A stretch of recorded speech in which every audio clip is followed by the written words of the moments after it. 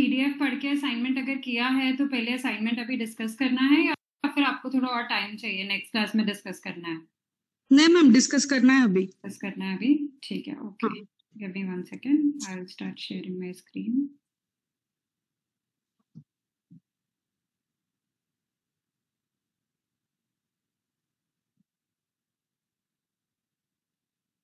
Ma'am वही से भी डाउट सॉल्विंग क्लास में डिटेल्स में लिया था आपने, वही देख के वही सोच के असाइनमेंट पूरी की थी हमने। ओके, ठीक है। तो मैं क्वेश्चंस पुट करूंगी चैट बॉक्स में। जैसे सब चैट बॉक्स में आंसर करते हैं वैसे ही आंसर करना है, ठीक है? तो सबसे पहला question, what is the primary role of FTO gene? ठीक है, मुझे बराबर रिस्पॉन्सेज आने चाहिए सबके, ओके? सो पहला विटामिन डी मेटाबॉलिज्म, या फिर appetite regulation and fat storage, या फिर डिटॉक्सिफिकेशन ऑफ टॉक्सिन्स, या फिर कार्बोहाइड्रेट डाइजेशन। एफटीओ जीन का फंक्शन सबको याद है? एफटीओ जीन के फुल फॉर्म में ही उसका फंक्शन छुपा हुआ है। Fat storage.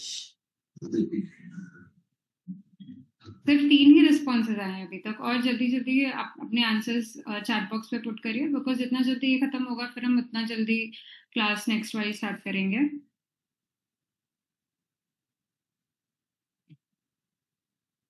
सिर्फ 3 ही रिस्पॉन्सेज आए अभी तक। कितने लोग हैं क्लास में? एटलीस्ट 1-2 रिस्पॉन्सेज और अगर आप देंगे तो फिर मैं नेक्स्ट क्वेश्चन पे आगे बढ़ूंगी। हेलो, बाकी लोग नहीं सुन रहे हैं?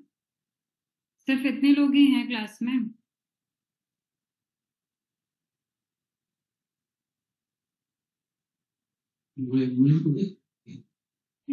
Okay, so yes, FTO gene का प्राइमरी रोल होता है एपेटाइट रेगुलेट करना और बॉडी में फैट स्टोरेज का ध्यान रखना। तो अगर इस जीन में म्यूटेशन होता है या फिर कोई भी प्रॉब्लम आती है तो आपका जो एपेटाइट है वो बढ़ जाता है एंड फैट स्टोरेज कंट्रोल में नहीं रहता। Okay, so moving on to the next question, a person with the risk of variant of FTO is more likely to experience, जिसके एफटीओ जीन में म्यूटेशन है, वेरिएशन है, उसको क्या होगा? लो ब्लड प्रेशर, या फिर उसका मेटाबॉलिज्म फास्ट हो जाएगा, या फिर इंक्रीज्ड हंगर एंड स्नैकिंग बढ़ जाएगी, या फिर enhanced fat burning capacity. Okay Okay, yes, correct. So a person with the risk variant of FTO is more likely to experience increased hunger and snacking. Okay. So next question is, PPARG primarily affects what? Cholesterol synthesis, bile acid production, lipid storage and insulin sensitivity, या फिर liver detox के enzymes. What does it affect? Okay, I've got 3 responses, 4,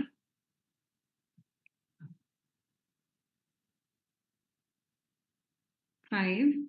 Okay, yes, correct. So PPARG primarily affects lipid storage and insulin sensitivity in your body. Perfect. So next question, adipose gene variation is associated with, अगर adipose gene में variation होगा तो उससे क्या होगा?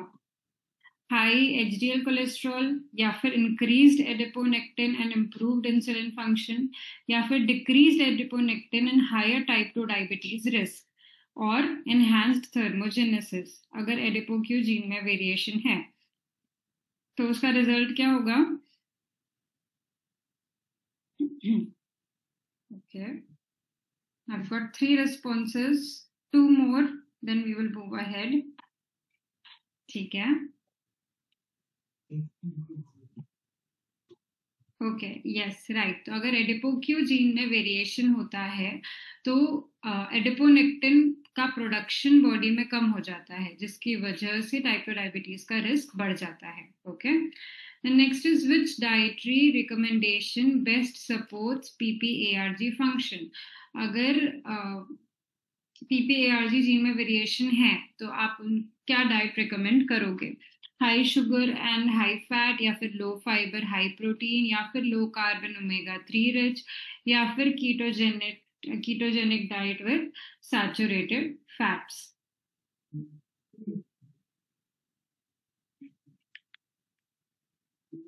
One second, huh? 1 second.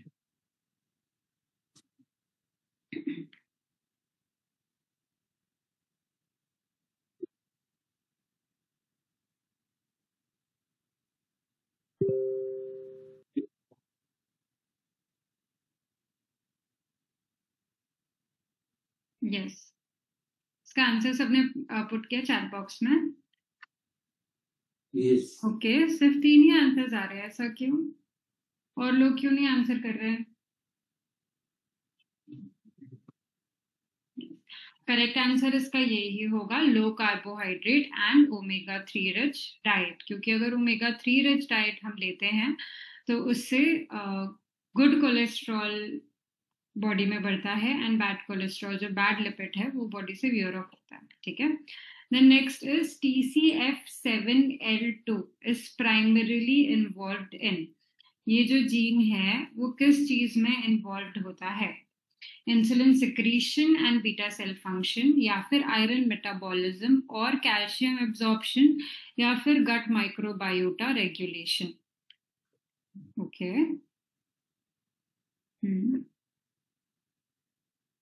One or two more responses.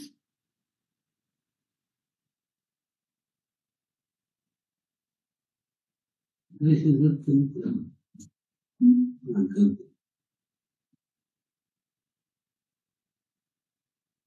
Hello.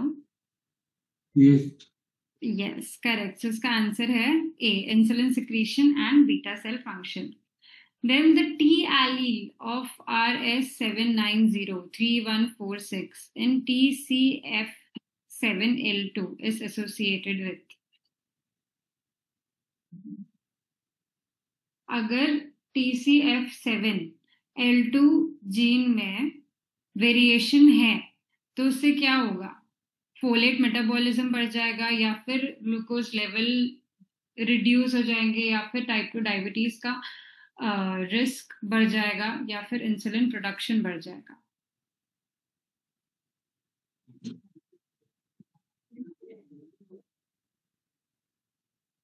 फिर से सिर्फ 3 ही रिस्पॉन्सेज आए हैं.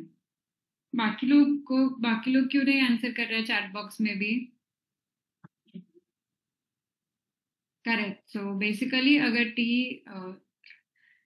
CF7L2 जीन में म्यूटेशन है तो टाइप 2 डायबिटीज का रिस्क बढ़ जाता है, क्योंकि इंसुलिन प्रोडक्शन कम हो जाता है. ठीक है. Then SLC30A8 gene codes for the transporter of. ये किस न्यूट्रिएंट, किस मिनरल का ट्रांसपोर्टर है ये जीन? मैग्नीशियम का, विटामिन ए, जिंक, या फिर ग्लूकोज? ओके. फिर 3, 4 और एक response at least. Correct. So SLC30A8 gene जो है that works as a zinc transporter. Okay. Then low function variants of SLC30A8 may require what? Extra protein, या फिर zinc supplementation, या फिर more carbohydrates और probiotics.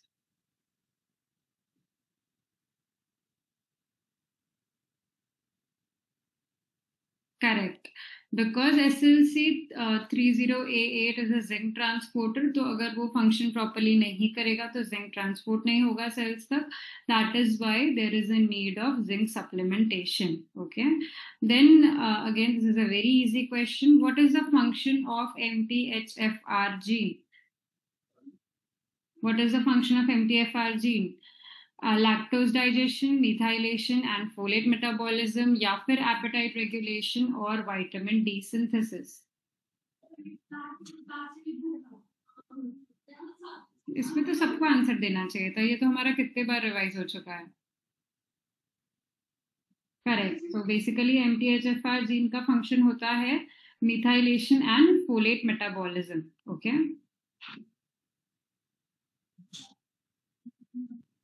Then high homocysteine levels due to MTHFR SNPs increase risk of what?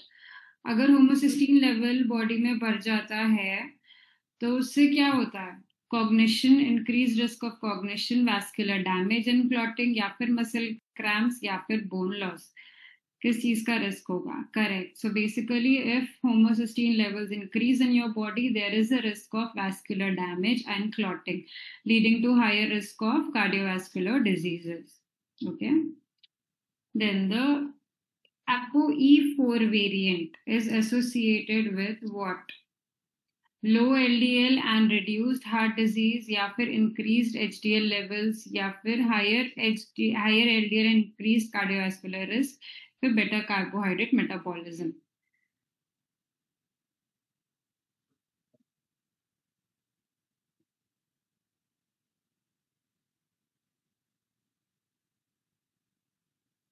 Okay, सिर्फ 3 ही responses आए हैं अभी तक.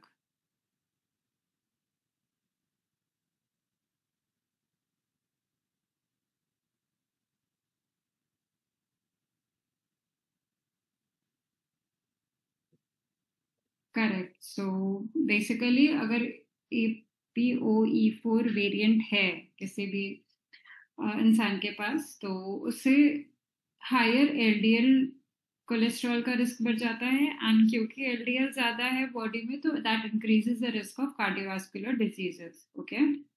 So now, since ApoE4 carrier has high LDL levels and increased risk of heart diseases, तो आप उनको क्या डाइटरी एडवाइस दोगे? High saturated fat and protein, high fibre and antioxidants, या फिर low fat and high sugar foods, और high carb vegan foods? क्या food उनको आप प्रेस्क्राइब करोगे? Correct. So the best diet to prescribe is high fiber and the diet which is rich in antioxidants, ताकि उनके body से जो भी टॉक्सिन्स हैं वो बाहर हो सके. Okay. Then ADIPOQ supports cardiovascular health by, जो एडिपोक्यू जीन है, that supports cardiovascular health by lowering HDL levels or increasing inflammation or improving insulin sensitivity and reducing inflammation, या फिर enhancing sugar absorption.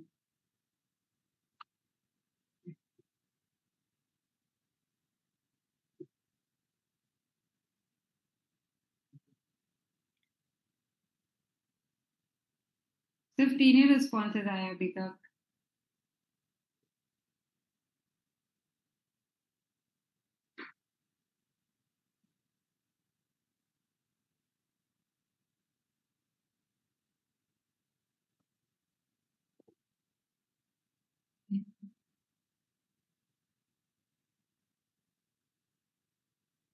Okay. So AdipoQ supports cardiovascular health by improving insulin sensitivity and reducing inflammation. ठीक है. Then which nutrient is essential for individuals with low MTHFR activity? अगर किसी की body में MTHFR का activity लो है, तो उनको कौन सा न्यूट्रिएंट देंगे? फोलिक एसिड, या फिर मिथाइलेटेड फोलेट, या नियासिन, या विटामिन सी? करेक्ट. सो उनको एक्टिवेटेड यानी मिथाइलेटेड फोलेट का सप्लीमेंटेशन हम देंगे. ठीक है. Which phytochemical activates NRF2 and supports detox genes? Lutein, sulforaphane, lycopene, या beta carotene? Okay, this is also very easy question. और responses चाहिए मुझे.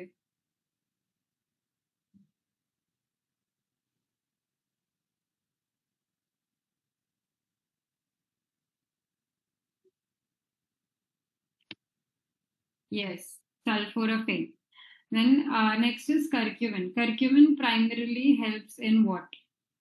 Increasing sugar absorption, या फिर reducing insulin production, or lowering inflammation and cancer risk, या फिर boosting estrogen levels? It's also a very easy question. Curcumin क्या करता है?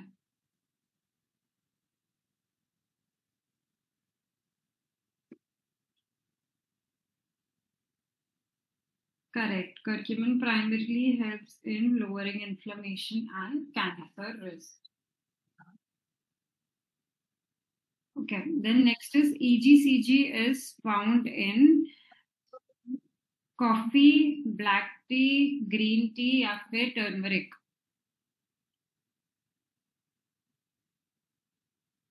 Correct. EGCG is found in green tea. Then which gene affects vitamin D receptor activity? Vitamin D receptor की activity को कौन सा gene affect करता है? VDR, ApoE, MTHFR या फिर PPARG? This is very easy question. अरे सिर्फ एक ही रिस्पॉन्स क्यों आया है? दिक्कत ना हो.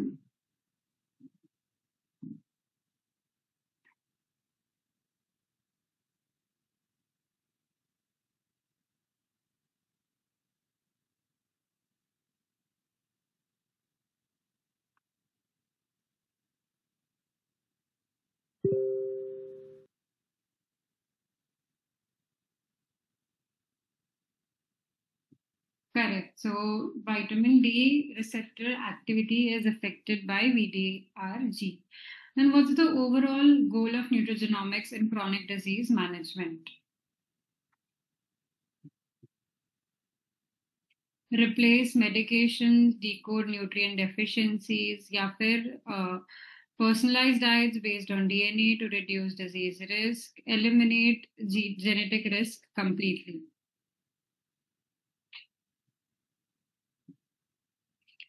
Correct. The goal of nutrigenomics is to personalize diets based on DNA to reduce disease risk. Okay. So ये पूरा clear है सबको? Yes, yes. Okay. So now we will start with the next module. Give me 1 second and I will start sharing my screen.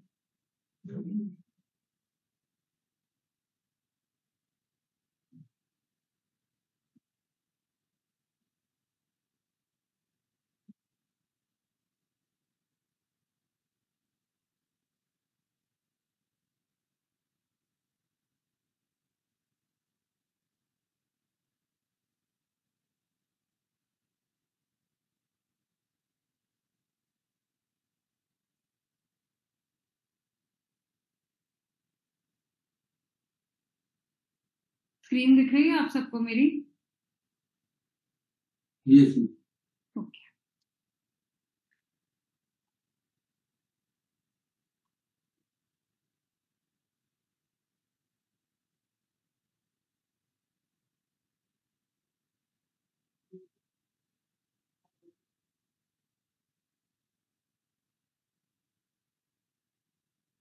Okay.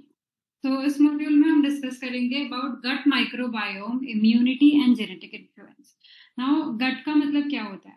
गट का मतलब जो आपका पूरा intestine है उसे हम गट कहते हैं. एंड आपका जो पूरा इंटेस्टाइन है उसमें बहुत सारे टाइप्स के बैक्टीरिया होते हैं जो कि आपके लिए हेल्दी होते हैं और हार्मफुल भी होते हैं. तो काफी सारे टाइप के बैक्टीरियाज होते हैं आपके गट के अंदर एंड उस पूरे कॉलोनी को हम एक माइक्रोबायोम कहते हैं. ठीक है. जो आपके इम्यूनिटी को अफेक्ट करती है एंड आपके जीन्स को भी अफेक्ट करता है. एंड वो जो माइक्रोबायोम है वो भी आपके जीन्स से अफेक्ट होता है. ठीक है. तो अब हम आगे we will discuss more on this. So firstly we will discuss the basics of gut microbiome and its role in digestion. कि आपके जो गट है उसमें क्या बैक्टीरियाज होते हैं, कैसे वो आपके डाइजेशन को इम्पैक्ट करते हैं. ठीक है. तो एज आई टोल्ड कि आपके इंटेस्टाइन में ट्रिलियंस ऑफ, मतलब बहुत सारे, ट्रिलियंस, बिलियन से भी ज्यादा, ट्रिलियंस ऑफ माइक्रो ऑर्गेनिजम्स, मतलब types of bacteria, viruses, fungi, ये सब आपके इंटेस्टाइन में रहते हैं. ठीक है. गैस्ट्रो इंटेस्टाइनल ट्रैक्ट में पूरा, जिसके वाया आपका फूड पूरा डाइजेस्ट होता है. ठीक है. And 1,000 species and more than 3 million genes उनके होते हैं. ठीक है. बैक्टीरिया, वायरसेस, फंगी के 1,000 से भी ज्यादा स्पीशीज प्रेजेंट होते हैं. एंड उनके, अब जैसे मैंने क्या बोला था कि जैसे हमारे जीन्स होते हैं, हर एक लिविंग ऑर्गेनिज्म का एक जीन होता है. ठीक है. सो उनके अगर हम मिला दें सारे बैक्टीरिया, सारे वायरसेस के जीन, तो 3 मिलियन से भी ज्यादा जीन्स होते हैं. ठीक है. आउटनंबरिंग ह्यूमन जीन्स, मतलब कि ह्यूमन जीन्स से भी ज्यादा होता है, क्योंकि इतने सारे माइक्रो ऑर्गेनिजम्स आपके इंटेस्टाइन में, आपके गट लाइनिंग में प्रेजेंट है कि वो आपके जीन्स, आपकी पूरी बॉडी में जितने जीन्स है उससे भी ज्यादा जीन्स उनके पास होते हैं। तो आपको पता है कि जीन्स कितने ज्यादा पावरफुल होते हैं। तो जैसे हमारी जीन्स हमारी बॉडी को अफेक्ट करते हैं, वैसे उनकी जीन्स भी हमारी बॉडी को अफेक्ट कर सकते हैं उनके फंक्शन के थ्रू। ठीक है, समझ में आ रही है ये चीज? Yes. 1 सेकेंड। अब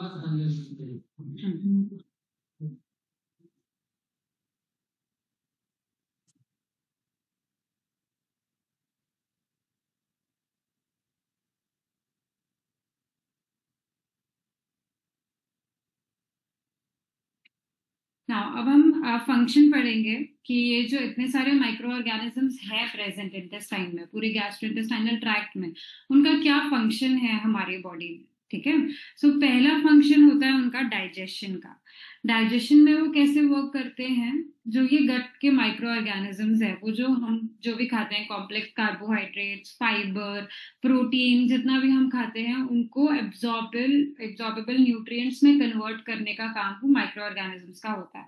छोटे छोटे न्यूट्रिएंट्स में ब्रेक डाउन करना, ताकि जो आपकी बॉडी है वो उन पर्टिकुलर न्यूट्रिएंट्स को एब्जॉर्ब कर सके। ठीक है, देन नेक्स्ट उनका फंक्शन होता है विटामिन सिंथेसिस का।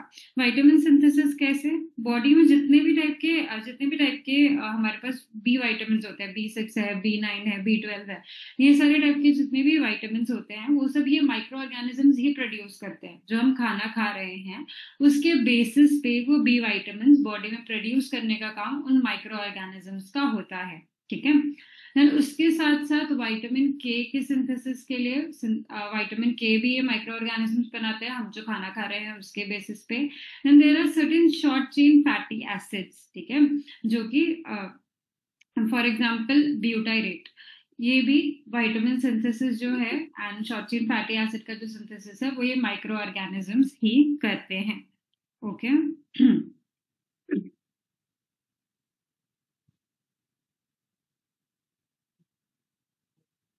ठीक है, Yes, ma'am.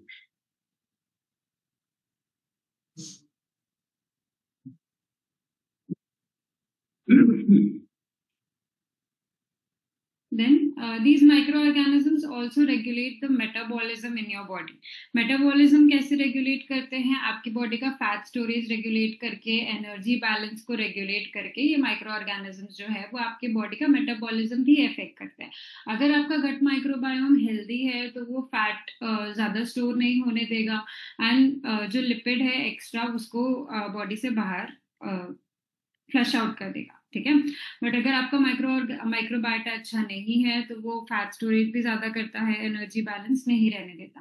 Then immune modulation, आपके जो माइक्रो ऑर्गेनिजम्स है, जो गट के माइक्रो ऑर्गेनिजम्स है, if they are healthy they educate the immune system to distinguish from friend and foe. मतलब कि वो अगर हेल्दी माइक्रो ऑर्गेनिजम्स आपकी बॉडी में प्रेजेंट है तो आपके वो इम्यून सिस्टम को एक्टिवेट करते हैं एंड इम्यून सिस्टम को डिफरेंशिएट करने में हेल्प करते हैं कि कौन से ऑर्गेनिजम्स आपके बॉडी के लिए फ्रेंड हैं एंड कौन से ऑर्गेनिजम्स आपकी बॉडी के लिए हार्मफुल हैं। ओके, सो ऐसे वो आपकी बॉडी का इम्यून सिस्टम भी रेगुलेट करते हैं।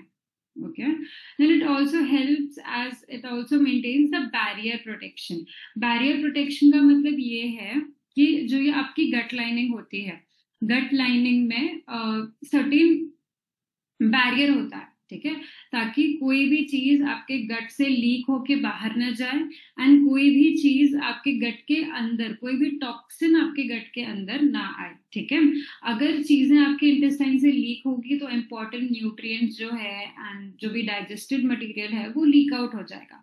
एंड अगर आपके गट लाइनिंग में लीकेज है तो कुछ टॉक्सिक केमिकल्स भी आपके इंटेस्टाइन के अंदर आ सकते हैं। ठीक है, so these micro organisms also help in maintaining the gut lining का integrity and preventing leaky gut. Leaky gut का मतलब आपके जो इंटेस्टाइन है उसमें से कोई भी न्यूट्रिएंट्स है and absorbable minerals and vitamins है वो लीक आउट नहीं होंगे। Okay, understood? Then now we will understand कि how the genes influence influence your gut microbiome composition, ठीक है, कि आपके जो गट माइक्रोबायोटा है उसको कैसे आपके जीन्स शेप करते हैं, कैसे वो उनको इन्फ्लुएंस करते हैं. ओके, सो फर्स्टली कोई भी होस्ट, कोई भी पर्सन है, उसका जो जेनेटिक्स है वो ही माइक्रोबायोम की डाइवर्सिटी को शेप करता है. मतलब उनके जेनेटिक्स ही डिसाइड करते हैं कि गट माइक्रोबायोटा कैसे होगा. ओके, सो कुछ जीन्स होते हैं जो कि आपके इंटेस्टाइन का म्यूकस प्रोडक्शन, मतलब जो म्यूकस होता है जिसके थ्रू आपका बॉडी में जो भी आप खा रहे हैं वो प्रॉपरली मिक्स होता है स्टमक में, जो आपका फूड है वो चर्न होने में हेल्प होता है, एंड उसके थ्रू ही स्मूथली आपका फूड इंटेस्टाइन के थ्रू स्लाइड आउट होता है. ठीक है, तो कुछ जीन्स होते हैं जो वो म्यूकस कंपोजिशन को इफेक्ट करते हैं, उस म्यूकस के कंस्टिट्यूएंट्स को, कि वो म्यूकस किस चीज से बना है.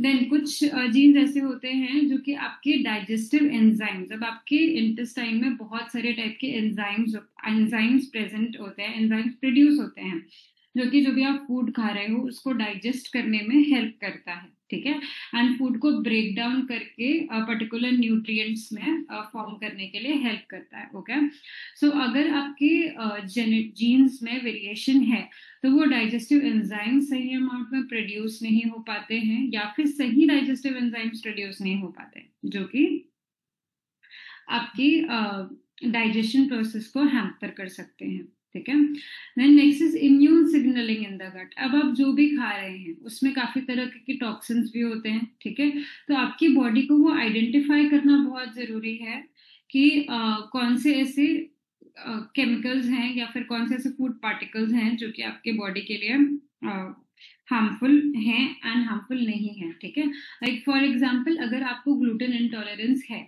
ठीक है, सो आपकी बॉडी, आपका जो माइक्रोबायोम है, जो आपके गट के माइक्रो ऑर्गेनिजम्स हैं, वो ही आपके इम्यून सिस्टम को सिग्नल करते हैं कि कोई ऐसी चीज आ रही है जो कि हमारे इंटेस्टाइन को डैमेज कर सकती है, क्योंकि वो चीज हम डाइजेस्ट नहीं कर सकते. ठीक है, तो उसको रेगुलेट करने का काम भी माइक्रो ऑर्गेनिजम्स का होता है. ठीक है, देन माइक्रो ऑर्गेनिजम्स का होता है. सो आपका अगर जीन में वेरिएशन है, ओके, सो आपके जीन में अगर वेरिएशन है तो वो इम्यून सिग्नलिंग भी इफेक्ट होती है. ठीक है, so all these genetic variation से जो म्यूकस कॉम्पोजिशन है, देन डाइजेस्टिव एंजाइम प्रोडक्शन है, अगर प्रॉपर एंजाइम प्रोडक्शन नहीं हो रहा, अगर प्रॉपर कंपोजिशन नहीं है म्यूकस का, या फिर इम्यून सिग्नलिंग प्रॉपर नहीं हो रही है, तो ये सारी चीजें इफेक्ट करती है आपके माइक्रोबायोम को. मतलब वो इफेक्ट करता है कि आपके इंटेस्टाइन में कौन से माइक्रो ऑर्गेनिजम्स रह सकते हैं एंड कौन से माइक्रो ऑर्गेनिजम्स ग्रो कर सकते हैं. ठीक है, एंड कौन से माइक्रो ऑर्गेनिजम्स ग्रो नहीं कर सकते. ठीक है, तो इसके लिए प्रॉपर होना जरूरी है कि आपके जीन्स प्रॉपरली काम करें. अगर आपके जीन्स प्रॉपरली काम करेंगे तो हेल्दी माइक्रोबायोम रहेगा. ठीक है, अगर आप फाइबर अच्छे से खा रहे हैं, अगर आपकी डाइट प्रॉपर है, तो आपका गट माइक्रोबायोम की डाइवर्सिटी यानी कि वैरायटी, ठीक है, वो प्रॉपर रहेगी. ओके, अगर हम एग्जाम्पल के बेसिस पे देखें तो एलसीटी जीन हमने पढ़ा था कि लैक्टेज जीन होता है, वो क्या करता है, बॉडी में लैक्टोज डाइजेशन को रेगुलेट करता है. ठीक है, तो इसका मतलब जिसके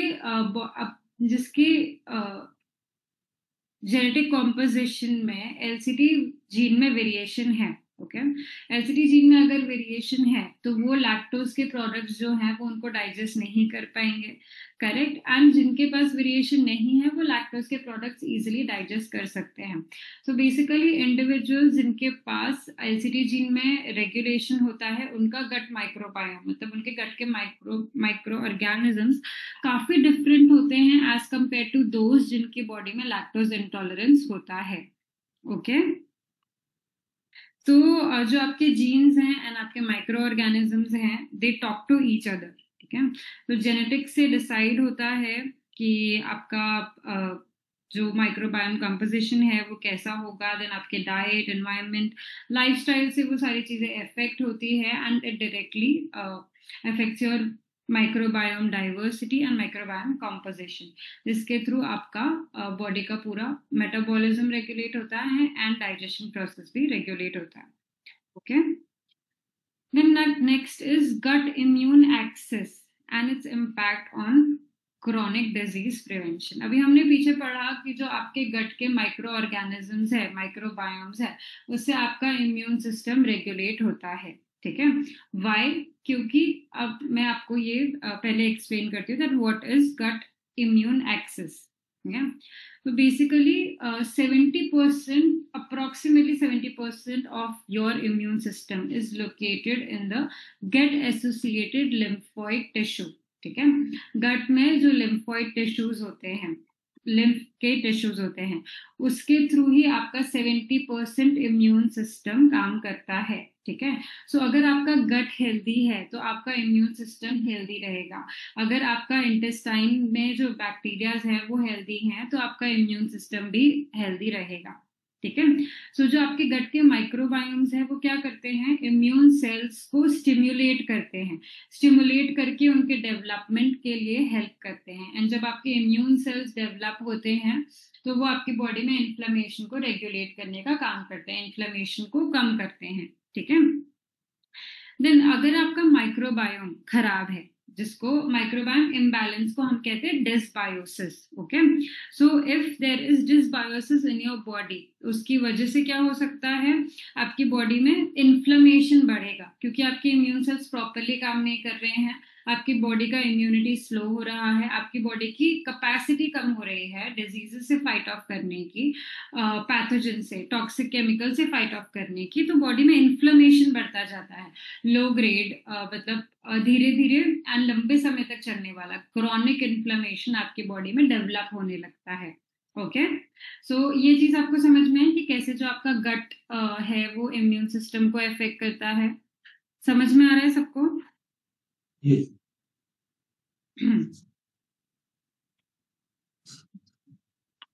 पक्का?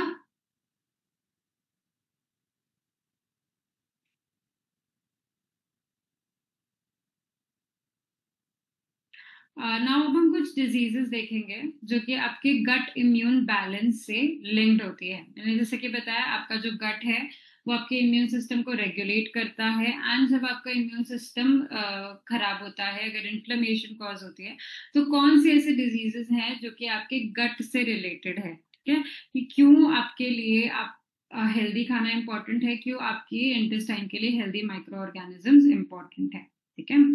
सो फर्स्ट इज ओबेसिटी. ओबेसिटी को कैसे इफेक्ट करते हैं गट माइक्रोबायोम. सो बेसिकली जो माइक्रोबायल मेटाबोलाइट्स होते हैं they affect appetite and fat storage. मैं 1 सेकेंड ना.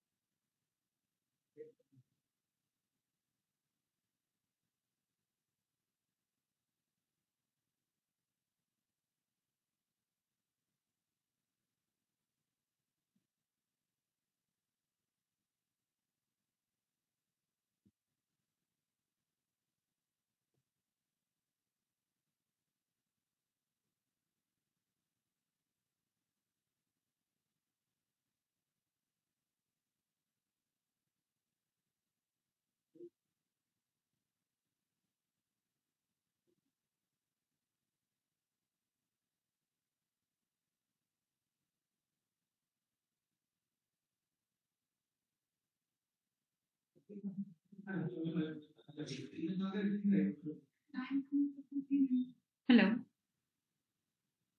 Yes. So we were discussing कि कैसे ओबेसिटी कॉज करता है गट माइक्रोबायोम. ठीक है. सो जब भी आप कोई भी खाना खाते हैं तो आपके जो गट के माइक्रोबायोम्स होते हैं वो short chain fatty acids produce करते हैं, ब्यूटाइरेट.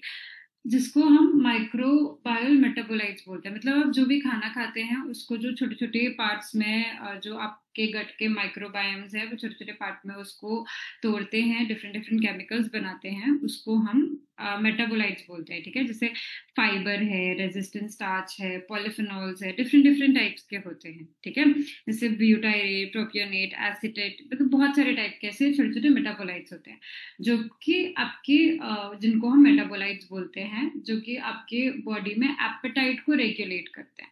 तो अगर हम एक एग्जांपल लें तो जो शॉर्ट चेन फैटी एसिड होते हैं, अगर आपका गट हेल्दी है तो आपका गट का जो माइक्रोबायोम है वो हेल्दी होगा, एंड हेल्दी गट माइक्रोबायोम से short chain fatty acid produce होता है। ठीक है, एंड वो जो शॉर्ट चेन फैटी एसिड है that reduces appetite in your body, मतलब आपके बॉडी में भूख को कम करता है, एंड साथ ही साथ फैट बर्निंग के प्रोसेस को भी इफेक्ट करता है। ठीक है, सो आपके पास अगर ज्यादा शॉर्ट चेन फैटी एसिड्स हैं तो आपको अब भूख उतनी कम लगेगी एंड उतनी ही जल्दी आपका फैट भी बर्न होगा। ठीक है, बट अगर हेल्दी की जगह आपके पास अनहेल्दी गट माइक्रोबायोटा है, मतलब आपके गट में अनहेल्दी माइक्रोबायोम्स है, या फिर आपकी जो डाइट है उसमें फाइबर कम है, तो उससे क्या होगा, लाइपोपॉलीसैकेराइड्स जो है वो आपकी बॉडी में इंक्रीज हो जाएंगे। एंड ये लाइपोपॉलीसैकेराइड्स क्या करते हैं, लाइपोपॉलीसैकेराइड्स क्या करते हैं, आपकी बॉडी में फैट स्टोरेज को बढ़ाते हैं। ओके, एंड साथ ही साथ इन्फ्लेमेशन को भी बढ़ाते हैं, जिससे कि ओबेसिटी का रिस्क बढ़ जाता है। तो इसमें आप डिफरेंशिएट कर पाए हेल्दी और अनहेल्दी के बीच में, कि अगर आपका गट हेल्दी है, अगर आपके पास हेल्दी गट माइक्रोबायोम है, माइक्रोबायल मेटाबोलाइट्स हैं, तो बॉडी में short chain fatty acids produce होंगे जो कि एपेटाइट को रेगुलेट करेंगे, एपेटाइट को रिड्यूस करेंगे, एंड साथ ही साथ फैट बर्निंग में भी हेल्प करेंगे। बट अगर अनहेल्दी माइक्रोबायोटा है आपका, और या फिर आपकी डाइट फाइबर में कम है, तो उससे लाइपोपॉलीसैकेराइड्स का प्रोडक्शन बढ़ जाता है, जिससे कि फैट स्टोरेज बढ़ता है एंड इन्फ्लेमेशन भी बढ़ जाता है। ठीक है, अंडरस्टूड?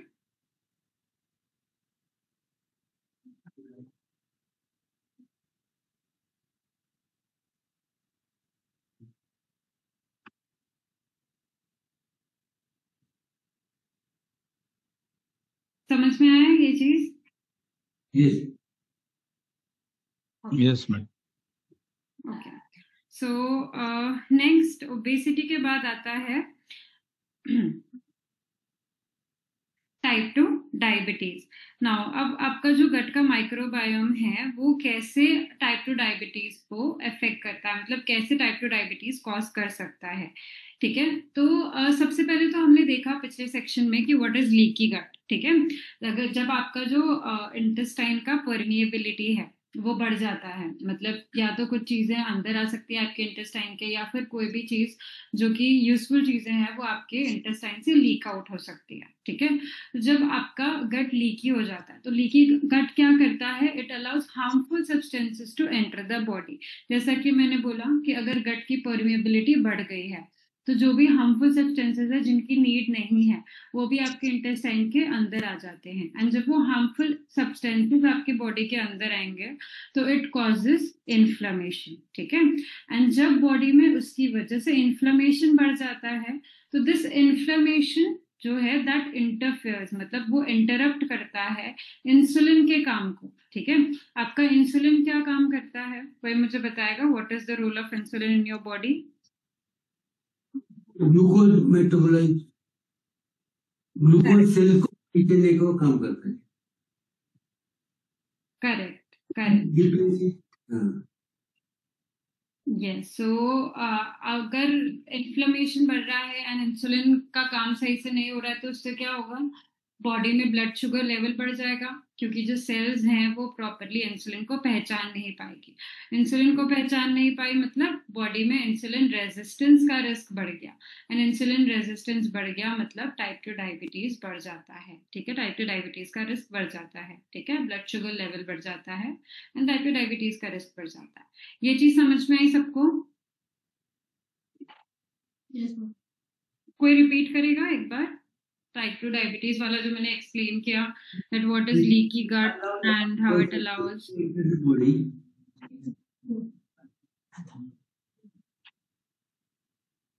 Hello, yes ma'am. हाँ, कोई रिपीट करेगा ये लीकी गट वाली चीज जो मैंने एक्सप्लेन की?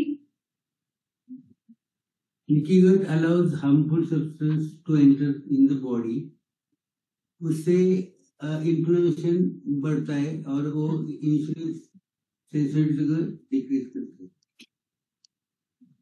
Correct. So leaky gut allows harmful substances to enter the body, which in turn interferes with insulin's job, and that in turn increases the risk of insulin resistance and type 2 diabetes. Okay? Understood? Yes ma'am। तो next हम पढ़ेंगे auto immune diseases. Auto immune diseases क्या होते हैं, किसी को पता है? कोई मुझे बताएगा? कोई भी आइडिया है किसी को?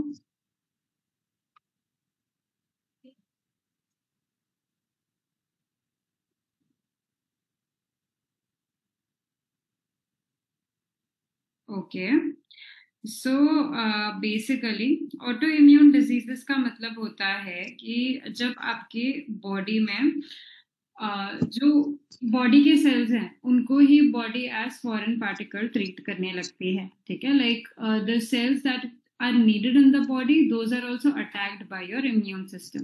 तो आपकी इम्यून सिस्टम को डिफरेंशिएट करने में डिफिकल्टी हो जाती है कि कौन से सेल्स हार्मफुल हैं एंड कौन से सेल्स यूजफुल हैं। तो वो हार्मफुल सेल्स के साथ साथ आपकी बॉडी के यूजफुल सेल्स को भी अटैक करने लगते हैं, एंड उस कंडीशन में आपके जो ऑर्गन्स हैं वो सही से काम नहीं करते हैं, and that leads to several kinds of auto immune diseases, ठीक है? Now how is this affected by your gut microbiome? Now जब भी आपका गट का परमिएबिलिटी खराब होता है, गट का परमिएबिलिटी हमने पढ़ा कि उसका क्या मतलब होता है, करेक्ट? कि जब भी अगर आपके इंटेस्टाइन का जो बैरियर है उसमें अगर कोई भी लीकेज आता है, ठीक है, तो उससे क्या हो सकता है कि काफी सारे एंटीजेंस फ्रॉम फूड या फिर माइक्रोबायोम से वो लीक होके क्या होता है, अभी इंटेस्टाइन में लीकेज आ गई तो इंटेस्टाइन से चीजें लीक होके ब्लड में आ जाती है, ठीक है, अननोन चीजें, जिससे कि आपका इम्यून सिस्टम ट्रिगर हो जाता है। अब बॉडी को तो पता है कि बॉडी को पता नहीं चलता कि वो यूजफुल है या हार्मफुल है, क्योंकि जो चीज इंटेस्टाइन में रहने की है वो अगर आपके ब्लड स्ट्रीम में आ जाएगी तो वो तो आपके ब्लड के लिए और इम्यून सिस्टम के लिए कुछ नया है, करेक्ट? तो वो आपके इम्यून सिस्टम को ट्रिगर कर देता है, जिसकी वजह से आपका इम्यून सिस्टम अटैक करने लगता है, एंड उस अटैक की वजह से बॉडी में इन्फ्लेमेशन होता है, फूड सेंसिटिविटी हो जाती है, एंड सेल्स जो कि बॉडी के लिए यूजफुल हैं बॉडी उनको भी डैमेज करने लगती है, and that leads to auto immune diseases. Okay, समझ में आई ये चीज?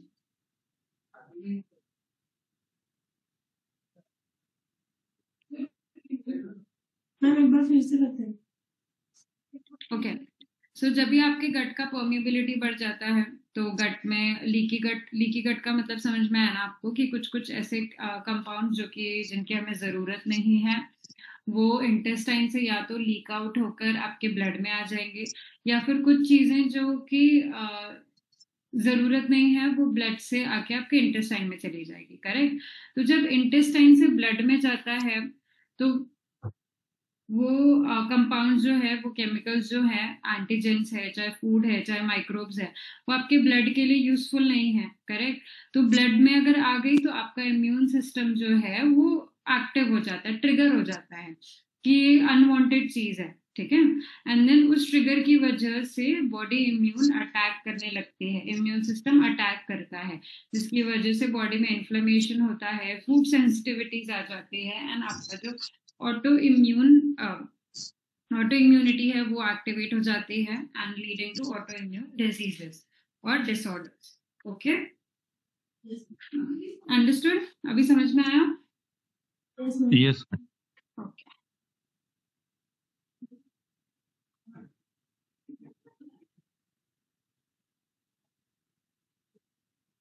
नाउ मूविंग फॉरवर्ड, कि कैसे आपका जो गट ब्रेन एक्सिस है, तो सॉरी गट एक्सिस है, वो आपके मेंटल हेल्थ को अफेक्ट करता है।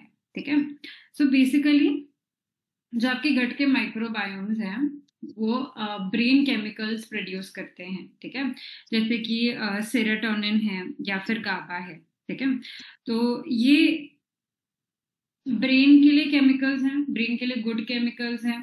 तो जब आपकी गट हेल्थ में प्रॉब्लम आती है, मतलब अगर आपका गट हेल्थ अच्छा नहीं है, तो उससे ये केमिकल्स के प्रोडक्शन में भी डिस्टर्बेंस आएगी। एंड इस केमिकल के प्रोडक्शन की वजह से आपका मूड जो है वो अफेक्ट होता है, मेमोरी अफेक्ट होती है, मेंटल क्लैरिटी, सोचने की क्षमता, confusion, memory fog, brain fog, ये सारी चीजें आती है। ठीक है, सो दीज जेनेटिक फैक्टर्स वो आपके गट को और ब्रेन के रिस्पॉन्स को अफेक्ट कर सकती हैं। ठीक है, सो काफी सारी चीजें होती है जो कि आपके गट ब्रेन एक्सिस को भी डिस्टर्ब करती है, जैसे कि स्ट्रेस है। स्ट्रेस अगर आप ज्यादा लेते हो तो उससे भी आपका गट माइक्रोबायोम खराब होता है। एंड पुअर डाइट है अगर आपका, तो उससे आपका मेंटल हेल्थ खराब होता है। ठीक है, तो वो दोनों लिंक्ड होती है। ठीक है, तो जब आपका डाइट हेल्दी रहता है, जब आपका गट हेल्दी रहता है, तो हैप्पी हार्मोन्स रिलीज होते हैं, कामिंग हार्मोन्स आपके इंटेस्टाइन में, आपका जो इंटेस्टाइन है वो रिलीज करता है, जिसकी वजह से आपका मूड भी सही रहता है एंड मेंटल क्लैरिटी भी रहती है। अंडरस्टूड? Yes. ओके, सो अब हमने प्रॉब्लम्स तो देख ली कि क्या क्या प्रॉब्लम्स आती है ना, व्हाट इज द सोल्यूशन। ठीक है, so solutions are probiotics, prebiotics and fermented foods, जो कि आपके माइक्रोबायोम को रेगुलेट करते हैं। ठीक है, तो उसमें हम सबसे पहले देखेंगे प्रोबायोटिक्स। किसी को पता है प्रोबायोटिक्स का क्या मतलब होता है?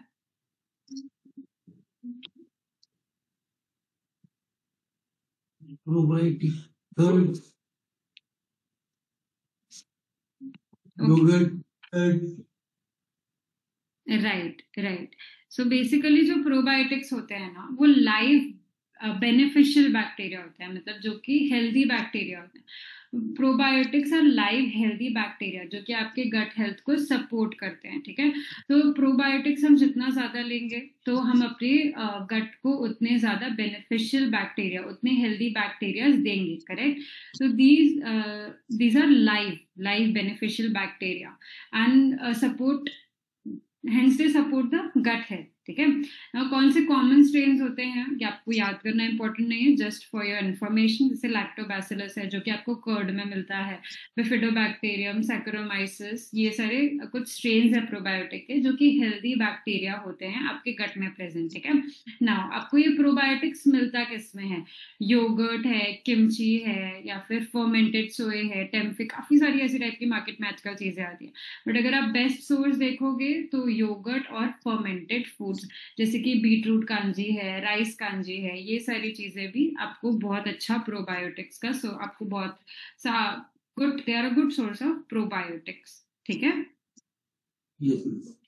नाउ प्रीबायोटिक्स क्या होते हैं? ठीक है, जैसे प्रोबायोटिक्स हमने पढ़ा, प्रोबायोटिक्स का मतलब होता है हेल्दी लाइव बैक्टीरिया। ठीक है, प्रीबायोटिक्स जो है वो उन हेल्दी बैक्टीरिया का फूड होते हैं।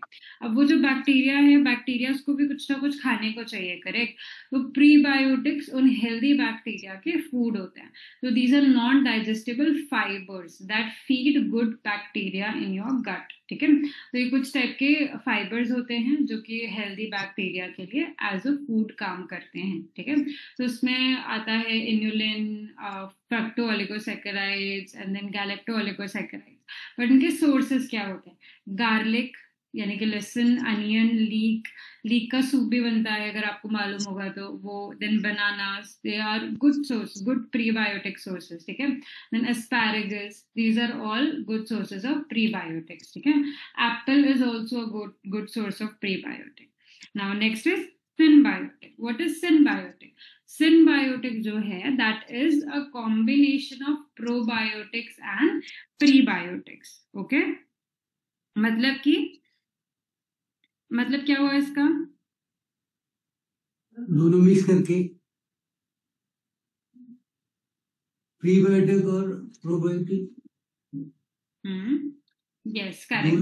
It is a combination of probiotics and prebiotics. Okay. तो इसके अगर हम कुछ सोर्सेस, अगर कोई ऐसे पर्टिकुलर एक सोर्स नहीं होता इसका, सिम्बायोटिक का मतलब होता है जब हम उसका कॉम्बिनेशन बना के लेते हैं। जैसे कि अगर हम बात करें योगर्ट में अगर आप फ्रूट्स ऐड करके लोगे, मतलब अगर आपने योगर्ट में, दही में फ्रूट्स ऐड करी, जैसे कि एप्पल ऐड किया या दूसरे फ्रूट्स ऐड किए, ठीक है, या फिर ओट्स ऐड किया, ओट्स भी फाइबर में रिच होता है तो उसमें प्रीबायोटिक्स होते हैं। तो अगर आपने कर्ड में ओट्स ऐड किया तो वो क्या बन गया, सिनबायोटिक, कॉम्बिनेशन बन गया प्रीबायोटिक्स और प्रोबायोटिक्स का। ठीक है, अंडरस्टूड? Yes ma'am. तो ऐसे ही जब हम कॉम्बिनेशन में लेते हैं उनको, अगर प्रीबायोटिक्स और प्रोबायोटिक्स को कॉम्बिनेशन में लिया आपने तो उसे सिनबायोटिक्स कहते हैं, जो कि इन कॉम्बिनेशन आपके गट हेल्थ के लिए बहुत अच्छा होता है। ठीक है ना। फर्मेंटेड फूड्स जो होते हैं they are naturally rich in so many bacterias. Okay, उनके अंदर काफी सारे बैक्टीरियाज ऑलरेडी प्रेजेंट होते हैं जो कि बेनिफिशियल बैक्टीरियाज होते हैं, and they also have bioactive compound, मतलब जो कि प्रीबायोटिक्स के जैसे भी काम करते हैं। तो ऑलरेडी आपको प्रोबायोटिक यानी कि हेल्दी बैक्टीरिया मिल जाते हैं फर्मेंटेड फूड से, देन केमिकल्स भी मिल जाते हैं जो कि उन हेल्दी बैक्टीरियाज को फीड करते हैं। ठीक है, सो वो आपके माइक्रोबायोम की डाइवर्सिटी को एनहांस करते हैं, उसको बढ़ाते हैं, एंड साथ ही साथ शॉर्ट चेन फैटी एसिड का प्रोडक्शन भी बढ़ाते हैं। ठीक है, जो कि आपके बॉडी में इन्फ्लेमेशन कम करते हैं एंड आपकी गट की लाइनिंग को सपोर्ट करते हैं। ठीक है, सो क्या ऐसा आप डाइट में इंक्लूड कर सकते हो, क्या ऐसा पर्सनलाइजेशन कर सकते हो based on genetic for your gut microbiome? Let's see. ठीक है, so there are certain genetic markers in your body which decide कि आपका गट माइक्रोबायोटा कैसे होगा, एंड उस कंडीशन में आप क्या कर सकते हो वो भी मैं आपको बताती हूँ। ठीक है, so first is FUT2 non secreted gene marker. ठीक है, ये जो जीन है वो क्या करता है, बॉडी में बिफिडोबैक्टीरिया को कम कर देता है। बिफिडोबैक्टीरिया जो है वो एक टाइप का हेल्दी गट माइक्रोबायोम है। तो अगर वो बॉडी में कम हो गया तो क्या होता है, जैसे कि हमने डिस्कस किया था कि जितने भी टाइप के बी विटामिन होते हैं उनका सिंथेसिस कौन करता है, गट के हेल्दी माइक्रोबायोम। ठीक है, सो अगर ये होगा, अगर इसमें प्रॉब्लम होगी जेनेटिक मार्कर में FUT2 जो है उसमें प्रॉब्लम होगी तो उससे बिफिडोबैक्टीरिया कम हो जाएगा, एंड बिफिडोबैक्टीरिया अगर कम हो गया तो उससे विटामिन B12 बॉडी में कम हो जाएगा। ठीक है ना, विटामिन B12 अगर कम हो गया तो अब इसको हम सपोर्ट करने के लिए क्या कर सकते हैं, उसको बढ़ाने के लिए क्या कर सकते हैं। अब B12 जो है वो मैंने आपको पहले भी बताया है कि फूड सोर्सेज से कम मिलता है, तो उसके लिए आपको B12 का सप्लीमेंट लेना पड़ता है, and bifidobacteria rich probiotics food आपको, प्रोबायोटिक फूड्स आपको डाइट में इंक्लूड करने पड़ते हैं। Okay, understood? समझ में आया ये चीज? यस। हाँ, सो नेक्स्ट जीन हम पढ़ेंगे, नेक्स्ट इज AMY1 जीन। ठीक है, अगर AMY1 जीन में प्रॉब्लम है, ठीक है, अगर ये लो शो कर रहा है, ठीक है, तो उससे क्या रिस्क होता है, स्टार्च का ब्रेकडाउन नहीं हो पाता। जो भी कार्बोहाइड्रेट रिच आप फूड खा रहे हो, कोई भी आप सीरियल खा रहे हो, ठीक है, आपने राइस खाई, रोटी खाई, उसमें स्टार्च होता है, तो उसको ब्रेक डाउन करना बहुत इंपॉर्टेंट है। अगर उसका प्रॉपर ब्रेक डाउन नहीं हो पा रहा है तो उसके लिए हम क्या करेंगे, ऐसे फूड खाएंगे जिसमें रेजिस्टेंट स्टार्च हो या फिर फाइबर हो। रेजिस्टेंट स्टार्च का मतलब होता है जो कि ऑलरेडी थोड़ा डाइजेस्टेड स्टार्च होता है। ठीक है, तो वैसे फूड खाएंगे एंड या फिर फाइबर रिच फूड खाएंगे ताकि उसमें स्टार्च की क्वांटिटी कम हो। ठीक है, लो स्टार्च फूड आप खाओगे, जैसे कि मैंने आपको बताया था फाइबर रिच फूड्स में अगर हम देखें तो सारे सैलड्स आपके आते हैं, सारे ग्रीन लीफी वेजिटेबल्स आते हैं जिसमें स्टार्च की क्वांटिटी कम होती है। जैसे अगर आप हाई स्टार्ची वेजिटेबल देखोगे तो होता है पोटैटो, स्वीट पोटैटो, पंपकिन, ये सारे वेजिटेबल्स में स्टार्च की क्वांटिटी ज़्यादा होती है। तो ये सारे वेजिटेबल्स को साइड में रख के जो ग्रीन लीफी वेजिटेबल्स होते हैं उनका इंटेक अगर आप ज़्यादा करोगे तो उसमें फिर प्रॉब्लम नहीं आएगी। Okay, then next is LCD gene जो हमने पढ़ा था, that is for lactose intolerance. तो वो क्या करता है, लैक्टोज का डाइजेशन नहीं होने देता बॉडी में। ओके, बिकॉज गट के पास वो माइक्रोबायोम्स ही प्रेजेंट नहीं होते जो कि लैक्टोज को डाइजेस्ट करें। तो उस कंडीशन में क्या कर सकते हैं, lactose free dairy products use कर सकते हैं। ठीक है, जैसे कि नट मिल्क होता है, आमंड मिल्क है, कोकोनट मिल्क है। ठीक है, ये आप यूज कर सकते हो। ठीक है, जो कि आपके उनके साथ साथ काफी सारे आजकल मार्केट में ऐसे नॉन लैक्टोज फ्री मिल्क आते हैं, lactose free dairy non dairy milks आते हैं जिसमें कि प्रोबायोटिक्स भी एडेड होते हैं। ठीक है, तो those are very good for your gut health. Then inflammatory gene के भी काफी सारे वेरिएंट्स होते हैं जिससे कि आपके गट का इन्फ्लेमेशन का रिस्क बढ़ जाता है। सो उस कंडीशन में आप क्या कर सकते हो, जितने भी टाइप के अगर इन्फ्लेमेशन जीन्स हैं आपके बॉडी में प्रेजेंट, ठीक है, बहुत सारे टाइप के इन्फ्लेमेशन जीन्स होते हैं, तो उस कंडीशन में पॉलिफेनॉल्स यूज करेंगे, जैसे कि हमने सल्फोराफेन भी डिस्कस किया था लास्ट क्लास में। ठीक है, जो कि आपकी बॉडी में डिटॉक्स जीन को एक्टिवेट करता है। ठीक है, देन टर्मरिक है, ओमेगा 3 है, फाइबर रिच फूड है, वो आपके गट माइक्रोबायोटा को इम्प्रूव करता है। तो अगर आपका गट माइक्रोबायोटा इम्प्रूव्ड है, हेल्दी है, तो इवेंचुअली उतना ही इन्फ्लेमेशन कम होता है। ठीक है, ये चीज समझ में आई? ये चीज समझ में आई सबको?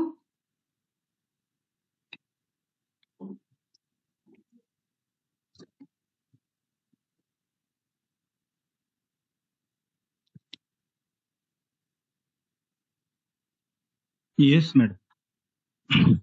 सो बेसिकली ज्यादा कुछ नहीं है। लैक्टोज इंटॉलरेंस जीन के बारे में आपने ऑलरेडी पढ़ा है कि अगर लैक्टोज जीन में, LCD जीन में प्रॉब्लम है तो लैक्टोज के प्रोडक्ट्स डाइजेस्ट आप नहीं कर सकते। तो अगर लैक्टोज के प्रोडक्ट्स डाइजेस्ट नहीं कर सकते तो उसकी जगह आप लैक्टोज फ्री प्रोडक्ट्स लोगे। ठीक है, वैसे ही अगर आपकी बॉडी में इन्फ्लेमेटरी जीन्स है तो उससे आपके गट का इन्फ्लेमेशन का रिस्क बढ़ जाएगा। तो सारे एंटी इन्फ्लेमेटरी फूड्स आप खाओगे, जैसे ओमेगा 3 है, टर्मरिक है, पॉलिफेनॉल्स है, एंड ऐसे फूड्स अवॉइड करोगे जो कि आपके गट का इन्फ्लेमेशन बढ़ा सकते हैं। जैसे कि ज्यादा मैदा नहीं खाओगे, मैदे से इन्फ्लेमेशन बढ़ता है। जितना ज्यादा ग्लूटेन खाओगे उससे आपके गट का इन्फ्लेमेशन उतना ज्यादा बढ़ता है। ठीक है, देन AMY1 जीन जो है वो स्टार्च ब्रेक डाउन के लिए रिस्पॉन्सिबल होता है। तो अगर ये वाले जीन आपके बॉडी में कम है तो क्या होगा, आपका स्टार्च का ब्रेक डाउन प्रॉपर नहीं हो पाएगा। तो आप क्या करोगे, लो स्टार्च वाले फूड खाओगे। ठीक है, फाइबर रिच फूड खाओगे। अंडरस्टूड। देन FUT2 जीन जो है अगर वो एक्टिवेटेड नहीं है तो क्या होगा, बिफिडोबैक्टीरिया का प्रोडक्शन कम हो जाएगा, बिफिडोबैक्टीरिया के नंबर कम हो जाएंगे इंटेस्टाइन में।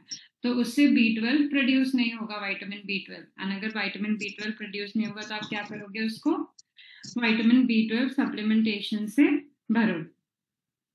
अंडरस्टूड? Yes, ma'am. ठीक है, so now moving ahead, lifestyle factors क्या होते हैं जो कि आपके गट माइक्रोबायोटा को अफेक्ट करते हैं। इसके पहले वाले स्लाइड में हमने क्या देखा कि जेनेटिक मार्कर्स आपके गट माइक्रोबायोटा को कैसे अफेक्ट करते हैं। ठीक है, नाउ लाइफस्टाइल फैक्टर्स कैसे अफेक्ट करते हैं। ठीक है, फर्स्ट अगर हम देखें डाइट, तो डाइट में जितना आप colourful green leafy vegetables, fruits, ये सब कुछ खाते हो, and a diet which is plant rich, ठीक है, अगर आप वो खाते हो तो उतना ही ज्यादा आपके गट की डाइवर्सिटी रहती है, उतना ही ज्यादा आपका गट प्रोटेक्टेड रहता है, एंड योर गट माइक्रोबायोम फ्लरिशेस, मतलब बहुत डाइवर्सिटी उसकी बढ़ जाती है। ठीक है। But on the other hand अगर आप ज्यादा प्रोसेस्ड फूड्स ले रहे हैं तो उससे क्या होता है कि आपके जो गुड बैक्टीरिया है, जैसे कि मैंने आपको बताया कि गुड बैक्टीरिया का फूड क्या होता है, प्रीबायोटिक्स। तो अगर हम अपने इंटेस्टाइन को प्रीबायोटिक्स दे ही नहीं रहे, अगर आपके डाइट में प्रीबायोटिक्स कम है तो उन गुड बैक्टीरिया को फूड ही नहीं मिलेगा, ठीक है। सो दैट इज वाई अगर आप प्रोसेस्ड फूड ज्यादा खाते हो तो वो हेल्दी बैक्टीरिया जो हैं दे स्टार्व टू डेथ, ठीक है। एंड बैड बैक्टीरियाज जो हैं उनको खाना मिलता है, because bad bacterias they feed on processed foods, high saturated fat foods, ठीक है। तो they feed on bad bacterias, and जितना बैड बैक्टीरिया होगा उतना ही आपका गट का माइक्रोबायोम डिस्टर्ब रहेगा। अंडरस्टूड? समझ में आई ये चीज? Yes ma'am. Okay, so next moving forward, stress कैसे इम्पैक्ट करता है आपके गट माइक्रोबायोम को? जब आप लंबे समय तक स्ट्रेस लेते हो, ठीक है, ड्यू टू एनी रीजन, तो आप उससे आपका डाइजेशन खराब हो जाता है, ठीक है, बाय डिस्टर्बिंग या फिर altering how the gut moves, क्योंकि गट को मूव करना बहुत जरूरी है आपके डाइजेशन के लिए, बिकॉज एक ऑर्गन से दूसरे ऑर्गन की तरफ अगर आपका फूड जाता है, like for example if your food moves from stomach to intestine, तो वो एक मूवमेंट के थ्रू मूव करता है, ठीक है। तो वो मूवमेंट जो है वो ऑल्टर हो जाता है, एंड उस मूवमेंट के दौरान काफी सारे बेनिफिशियल बैक्टीरिया जो हैं वो डिस्ट्रॉय हो जाते हैं, ठीक है। इसीलिए स्ट्रेस मैनेज करना बहुत इंपॉर्टेंट है आपके जो गट मोटिलिटी है, गट उसको मेंटेन करने के लिए, एंड माइक्रोबायोल डाइवर्सिटी, मतलब माइक्रोबायोम्स की डाइवर्सिटी को मेंटेन करने के लिए। अंडरस्टूड? Yes ma'am. तो डाइट हो गया, स्ट्रेस हो गया, then next is antibiotics. Antibiotics आप लेते हैं, कोई भी कभी भी बीमारी होती है, सर्दी भी होती है तो उसमें भी हम एंटीबायोटिक्स लेते हैं, राइट? सो अगर आप एंटीबायोटिक्स ज्यादा लेते हैं, तो एंटीबायोटिक्स आर पावरफुल टूल्स, ठीक है, जो आपकी बीमारी को ठीक करते हैं, बट बीमारी को ठीक करने के साथ साथ वो क्या करते हैं, आपके गट के जो हेल्दी बैक्टीरियाज होते हैं ना उसको भी किल कर देते हैं। तो हार्मफुल और हेल्दी दोनों को किल कर दिया, तो आपका जो पूरा गट का डाइवर्सिटी है वो खराब हो गया, पूरा डिसबायोसिस आ गया, एंड उसकी वजह से लॉन्ग टर्म हेल्थ इफेक्ट्स होते हैं। उसकी वजह से अगर आप लंबे समय तक एंटीबायोटिक्स लेते हैं तो आपको एसिडिटी है, इनडाइजेशन है, इसकी प्रॉब्लम रहती है, ठीक है। तो that is why it is important कि जब भी आप एंटीबायोटिक्स लो तो उसके साथ साथ प्रोबायोटिक्स, प्रीबायोटिक्स ये जरूर लो, ओके। देन स्लीप, अगर आपका स्लीप डिस्टर्ब्ड है तो क्या होता है, ठीक है। So basically whenever you sleep your gut microbiome sleep, and जैसे आपको रेस्ट चाहिए वैसे ही उन गट माइक्रोबायोम्स को भी रेस्ट चाहिए, ठीक है। तो अगर इरेगुलर या इम्प्रॉपर स्लीप आपको मिल रहा है तो that disturbs their rhythm as well, जैसे कि आपका रिदम डिस्टर्ब होता है वैसे ही उनका भी रिदम डिस्टर्ब हो जाता है, जिसकी वजह से it leads to inflammation, inflammation बढ़ जाती है, इम्यूनिटी वीक हो जाती है, एंड डाइजेशन में प्रॉब्लम आने लगता है, जैसे ब्लोटिंग है, इंडाइजेशन है। जैसा कि आपने देखा होगा कि कभी कभी जब नींद बराबर नहीं होती है तो सुबह मोशंस भी प्रॉपरली नहीं होते। क्यों? क्योंकि जब आप सोते हैं तभी गट माइक्रोबायोम भी सोते हैं, ठीक है। तो प्रॉपर डाइजेशन नहीं हो पाता, एंड कभी कॉन्स्टिपेशन, कभी डायरिया, एसिडिटी, ये सब का प्रॉब्लम आने लगता है, ठीक है। So healthy sleep is important for your healthy microbiome as well. Then next comes exercise. अगर आप रेगुलर मूवमेंट करते हैं तो आपका ब्लड सर्कुलेशन उतना अच्छा रहता है, and it increases microbiome diversity as well, ठीक है। एंड माइक्रोबायोम डाइवर्सिटी को इम्प्रूव करने के साथ साथ वो क्या करता है, ब्यूटाइरेट प्रोड्यूसिंग बैक्टीरियाज को सपोर्ट करता है। ब्यूटाइरेट आपके हेल्दी बैक्टीरियाज, हेल्दी केमिकल होता है जो कि आपके गुड बैक्टीरिया प्रोड्यूस करते हैं, ठीक है, जो कि आपके गट को प्रोटेक्ट करते हैं, इन्फ्लेमेशन रिड्यूस करते हैं, एंड आपके गट की लाइनिंग को प्रोटेक्ट करते हैं, ठीक है। तो गट का लाइनिंग अगर बेटर रहता है तो जैसा कि मैंने बोला, ना कि टॉक्सिन्स एंटर होते हैं गट में, ना ही यूजफुल कंपाउंड जो है वो आपके गट के बाहर जाते हैं, okay. So exercise helps you in that way, ठीक है। सो इस पूरे मॉड्यूल में हमने क्या देखा? Basically, gut microbiome is a key regulator of immune and metabolic health. And genetics जो है वो आपके गट के माइक्रोबायोम कंपोजिशन को अफेक्ट करते हैं, बट साथ ही साथ लाइफस्टाइल और डाइटरी हैबिट्स भी अफेक्ट करते हैं। ठीक है, सो आप अपने हेल्दी गट को कैसे सपोर्ट कर सकते हो? प्रीबायोटिक्स लेके, प्रोबायोटिक्स लेके, प्रोबायोटिक्स को सपोर्ट करने के लिए प्रीबायोटिक्स लेके, देन सब पॉलिफेनॉल जैसे बेरीज है, ग्रीन टी है, ये सब जो है एंटी इन्फ्लेमेटरी फूड्स होते हैं, जो कि अगर कोई इन्फ्लेमेशन आया है ड्यू टू गट डिसबायोसिस तो उसको सपोर्ट करते हैं। ठीक है, तो all these factors they lead to better immunity, better mood, better digestion and better disease prevention. Understood? Yes ma'am. Okay, so ये काफी इजी था, ये वाला जो क्लास हमारा था। इसमें कोई डाउट है किसी को भी? मतलब कुछ ऐसा जो समझ में नहीं आया हो? हमने सिर्फ 2-3 जीन्स ही देखे, इसमें ज्यादा जीन्स नहीं देखे। बेसिकली हमने ये देखा कि आपका जो गट हेल्थ है वो कैसे आपके मूड को अफेक्ट करता है, कैसे आपके इम्यून सिस्टम को अफेक्ट करता है, ठीक है, एंड कैसे आपके डाइट, आपका जो डाइट है वो आपके गट के माइक्रोबायोम को अफेक्ट करता है। ठीक है, तो इसीलिए जब भी आपको इंडाइजेशन होता है, एसिडिटी, कॉन्स्टिपेशन, इसका प्रॉब्लम रहता है, तो आपने देखा होगा कि चिड़चिड़ भी होती है, प्रॉपरली आप काम नहीं कर पाते हैं, हैवीनेस सा लगता है, हेडेक होता है। All this is because your gut is linked with all of your body. ठीक है, समझ में आई सारी चीजें इसमें? Yes ma'am. ठीक है, कोई भी डाउट है? कोई भी स्लाइड में रिपीट करो या ऐसा कुछ भी?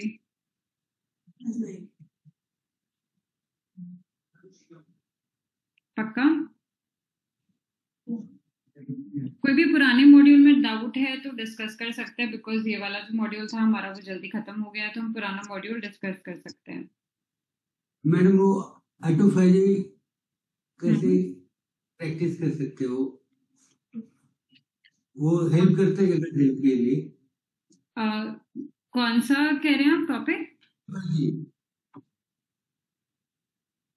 Intermittent fasting. इंटरमिटेंट फास्टिंग किस चीज के लिए आप कह रहे हैं हेल्प करता है? हेल्थ में हेल्प करता है क्या?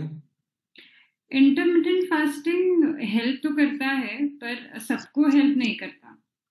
ठीक है, जैसे कि अगर हम डायबिटीज में देखें तो डायबिटीज में भी हेल्प करता है इंटरमिटेंट फास्टिंग। मतलब इट ऑल डिपेंड्स अपॉन कि आप किस चीज के लिए इंटरमिटेंट फास्टिंग करना चाहते हैं। अगर आप वेट लॉस के लिए करना चाहते हैं तो डेफिनेटली वो हेल्प करता है।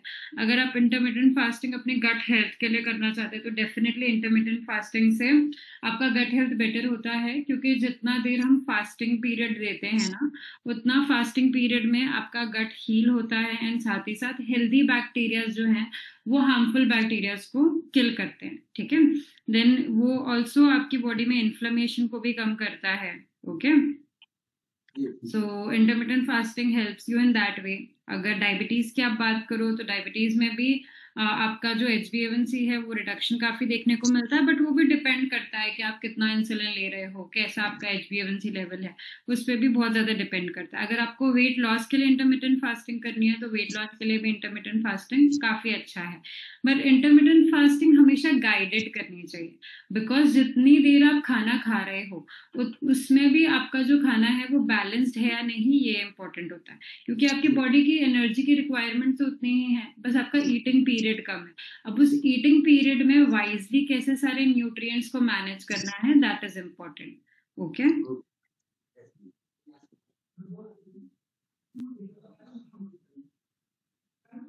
इसके अलावा और कोई चीज पूछनी है किसी को?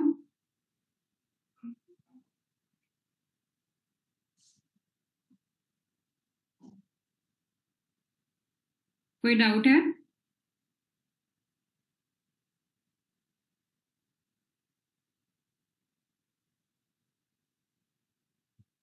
No ma'am. Okay, so next class में हम ये मॉड्यूल वापस से एक और बार डिस्कस करेंगे, और उसके साथ साथ जो लास्ट मॉड्यूल था वो भी हम डिस्कस करेंगे।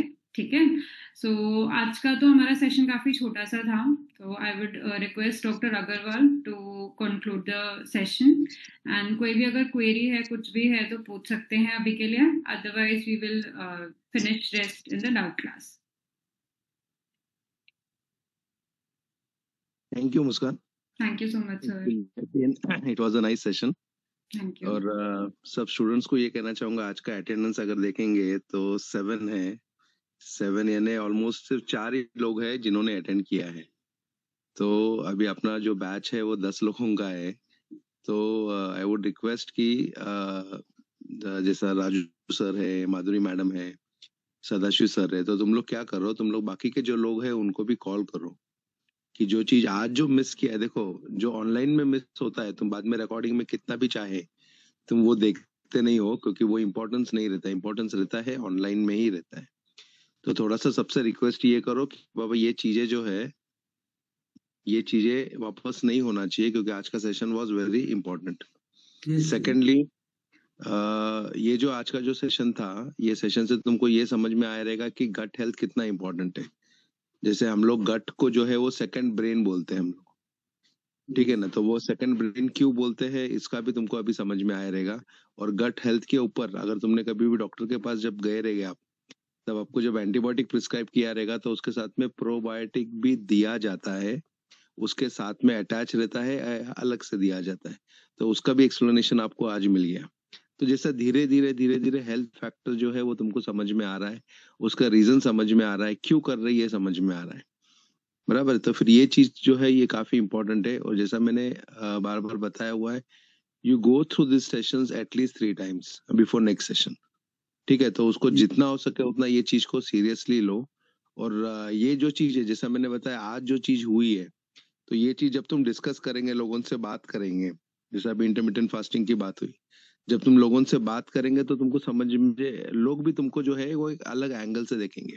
तो जो ब्रांड क्रिएशन जो मैं बोल रहा था आज तक कि बाबा you will have some brand creation, वो कब होगा, जब तुम्हारे मुंह से अलग वर्ड्स निकलेंगे, कुछ ऐसे वर्ड्स निकलेंगे जो सामने वाले को मालूम नहीं है। तो ये चीजों के लिए, जैसा अभी जो 4 जीन्स के बारे में बात की है, वो 4 जीन्स को स्टडी करो। पहले के जो जीन्स है वो टेबुलर फॉर्म में सब बनाओ। तो ये चीजें, ये होमवर्क है आपके लिए। तो अब तक जितने भी जीन्स हम लोगों ने स्टडी की है, तो उसका फंक्शन क्या है, वो अगर जीन में समझो म्यूटेशन हुआ तो क्या होता है, और उसका ट्रीटमेंट क्या है। तो इट इज वेरी सिंपल, जैसा मैंने बताया था, जस्ट मैच द फॉलोइंग। सिर्फ जीन्स आपको लर्न करनी है, और वो चीज अगर आपके माइंड में बैठ गया और ये आपके मुंह में, मुझे जब बात करेंगे आप, तब जो है अगर आपको, आप लोगों को बता पाए प्रॉपरली ये ऐसे ऐसी चीज है, तो फिर आप देखो उसके बाद में क्या मैग्नेट क्रिएट होता है। So the session is going on very good. तो वही चीज आपको सबको जो है वो रिक्वेस्ट है कि इसको सीरियसली अटेंड करो और सीरियसली फॉलो करो। हमारा जो है, जैसा मैंने लास्ट टाइम पे भी बताया था कि और एक जो सेशन है अपना इसके साथ में जो हम लोग कर रहे हैं, बराबर, that is again related with epigenetics. तो वो जो है वो कल से हम लोग स्टार्ट करेंगे।